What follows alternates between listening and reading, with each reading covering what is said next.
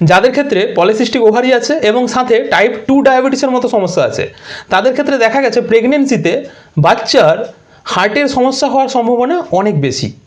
তাই প্রেগনেন্সিতে diabetes control করাটা খুব জরুরি।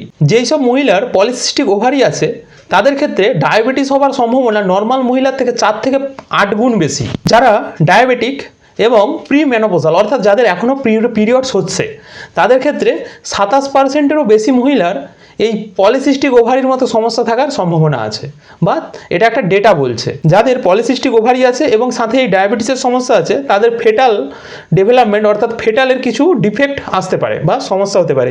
কি সমস্যা? হার্টের কিছু প্রবলেম আসতে পারে। শুধু তাই নয়, যেসব মায়ের পিসিও আছে তাদের যে বাচ্চা, তাদের বাচ্চার ক্ষেত্রে ডায়াবেটিস হওয়ার সম্ভাবনা এবং পিসিওর মতো সমস্যা হওয়ার যে সম্ভাবনা, এটা অন্যদের তুলনায় অনেকটা বেশি।